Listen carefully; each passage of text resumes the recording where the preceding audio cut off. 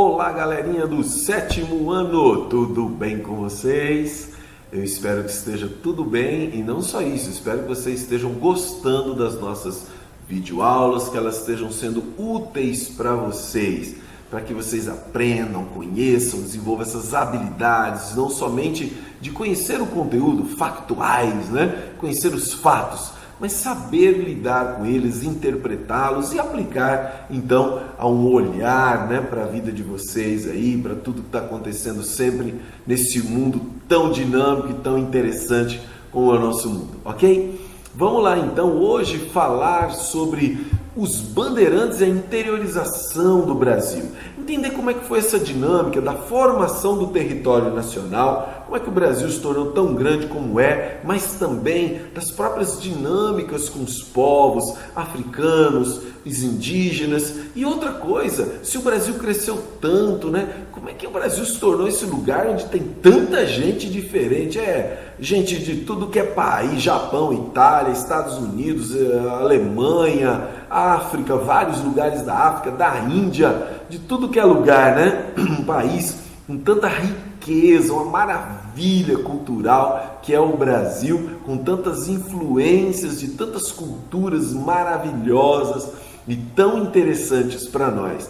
Dá vontade de viajar o mundo, mas se ficar aqui no Brasil, você já conhece o mundo, né? Você vai numa feira que tem chineses, você vai comida japonesa, comida italiana, tem tanta festa aqui em Quiririm, no sul do país, em tantos lugares, maravilhoso, ok? Mas vamos conhecer então um pouquinho sobre esses caras, sobre esses bandeirantes, sobre a interiorização do Brasil. Você já viu essa imagem? Se você já esteve em São Paulo, essa imagem ela é muito interessante para mim pessoalmente, porque eu morava em São Paulo, meu pai trabalhava pertíssimo da estátua do Borba Gato, aí uma estátua gigante, deve ter sido um herói nacional, alguém muito importante, o descobridor de ouro do Brasil, um cara muito importante. Será? Pois é, estavam tentando derrubar a estátua dele esses dias, tiveram que proteger. Por quê? Porque esse camarada está associado a perseguidores de índios, escravizadores de índio. Ele era um grande escravizador de índio também, né? Caçador de índio, contribuiu para esse período tão triste do nosso país. Mas, vamos lá, é história, a gente tem que conhecer. Esses aqui são aqueles que nós costumamos chamar de bandeirantes, que às vezes são mostrados para nós como heróis, como desbravadores do Brasil. Sim, eles foram desbravadores do Brasil, mas será que eles são tão heróis assim? Sabia que hoje já existe uma análise um pouco mais cuidadosa de que os bandeirantes eles não foram tão heróis assim, né? Por quê? Por conta do que eu já disse do Borba Gato. Eles caçavam índios, negros fugidos, capturavam essas pessoas e ganhavam muito dinheiro com isso. Eles ganharam muito dinheiro também, claro, com a caça ao ouro, a pedras preciosas, mas isso é um custo muito caro para muita gente também.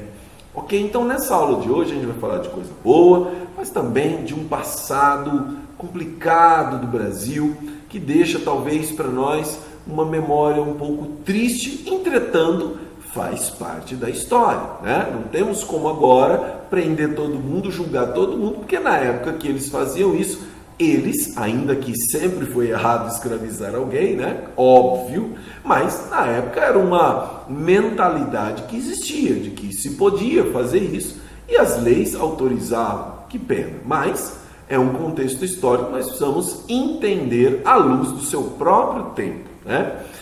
Bom, então vamos continuar aqui. Esses bandeirantes, então, eles não eram todos iguais, né? Essa imagem é um pouco interessante. Essa imagem ela é uma construção histórica. Por quê? Mostram lá os bandeirantes bem vestidos, bem armados, bem equipados. Só que, na verdade, hoje, acredita-se que não é bem assim, não. Não é bem assim. Vamos voltar a essa imagem? Tá vendo um camarada aqui descalço, outro de chinelinho, só alguns de botas? Pois é, nem todos os bandeirantes tinham equipamentos. Muito pelo contrário. Parece que boa parte deles, nossa, ia lá com facão, com faca, com armamento bem precário, com condições bem precárias, tanto para caçar índios, negros fugidos ou quando para encontrar ouro. Mas as bandeiras ou os bandeirantes, eles não são todos iguais. Existe uma diferença, primeiro, substancial aí, diferença entre entradas e bandeiras. Bandeiras é quem? Os bandeirantes é que eles faziam as bandeiras, por isso veio esse nome. O que é entrada? Eram expedições financiadas pela coroa. As entradas, ou seja, entrar mais fundo no território brasileiro, era o governo quem financiava. Esses tinham melhor equipamento, esses tinham melhores condições. Agora, os bandeirantes, as bandeiras, eram expedições particulares, de camaradas que pagavam indivíduos para achar ouro, para caçar índio, para caçar negro fugido e tudo mais, ok? E você tem um terceiro tipo aí, que é sertanismo de contrato, nas quais os bandeirantes eram contratados como mercenários para combater índio agressivo ou negros quilombos. Então, tinha uns índios que estavam dando trabalho lá, chama o sertanismo de contrato. Os sertanistas contratados para combater e impedir os índios, por exemplo, de reaver uma terra que era deles. Só para a gente ver que interessante. Mas as bandeiras, elas têm dois tipos. Nós vimos entrada, bandeira e sertanismo de contrato, certo? As bandeiras, elas não têm um tipo só, elas são dois tipos. Bandeiras de prospecção, ou seja, eram expedições particulares para acontecer o quê? Claro, às vezes a coroa até apoiava aquilo, na busca de materiais, de metais preciosos e pedras preciosas também. E tinha as bandeiras de preação ou aprisionamento, que eram para captura de indígenas, escravizado, tal, escravizar os indígenas. E para isso eles invadiam até aquelas missões jesuítas. Você lembra dos jesuítas? Os jesuítas eram grupos da Igreja Católica, da Companhia de Jesus, que vinham para catequizar os índios. Então eles formaram aldeias dos jesuítas, ali eles catequizavam, ensinavam a língua, a religião católica e tudo mais para aquelas pessoas. E os bandeirantes muitas vezes invadiam até essas missões, verdade. Enfrentavam até os jesuítas para capturar então esses índios. Essas são as bandeiras de preação ou de aprisionamento, ok? Aqui tem uma imagem de uma tentativa de mostrar de uma maneira mais atualizada os bandeirantes. Então olha só, tá vendo? Roupa mais simples, pé descalço aqui, né? E eles vinham capturando índios e os índios tinham então que carregar as coisas deles. E aí, bandeirantes, heróis ou vilões? Mas o que eles produziam então? Eles caçavam índios. E aqui é um momento importante de a gente falar da resistência não só indígena quanto africana em tentar manter a sua liberdade. Claro que os nativos não queriam ser escravizados e os africanos que foram trazidos para cá não queriam ser escravos. Eles não vieram para cá para trabalhar por um salário, eles foram capturados como animais, vendidos, trazidos, separados de suas famílias para ser vendidos aqui como mão de obra. A gente é até complicado imaginar como é que faz isso com outro ser humano, né? Mas é isso que acontecia. E aí, essa caça aos nativos, por exemplo, mas também não só aos nativos, aos escravos fugidos também, os quilombos que se escondiam nesses quilombos. Então, por quê? Tinha necessidade de trabalhador. Atacavam as missões, mas os nativos resistiam. Os guaranis, por exemplo, muitos deles foram mortos pelos bandeirantes. Muitos indígenas foram mortos pelos bandeirantes, lutando por algo que eles já tinham, que era a sua liberdade e que não queriam perder. Não era nenhuma questão de posse de terra. O índio não pensava em posse de terra. O nativo não pensava que a terra era posse deles. Mas o desfrutar da terra, eles estavam sendo proibidos. Porque aquela terra agora pertencia a alguém, né? Então eles não podiam nem desfrutar da terra. E além de não desfrutar da terra, não podiam nem estar livremente em outro lugar, porque eles eram capturados para ser escravizados.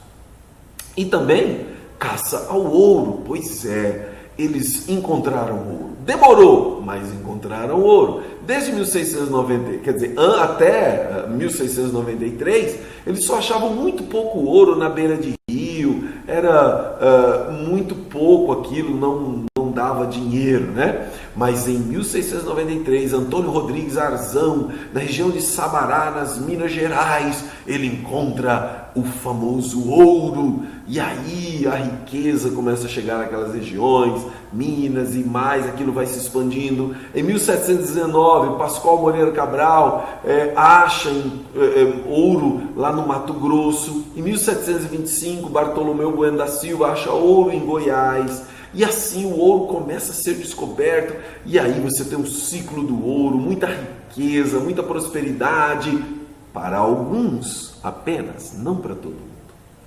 Pois é, este nosso Brasil maravilhoso. Alguns começam a desfrutar disso, nem todo mundo, e aí os bandeirantes vão ter essa importância gigantesca, lembrando que os bandeirantes também eram mais paulistas, né?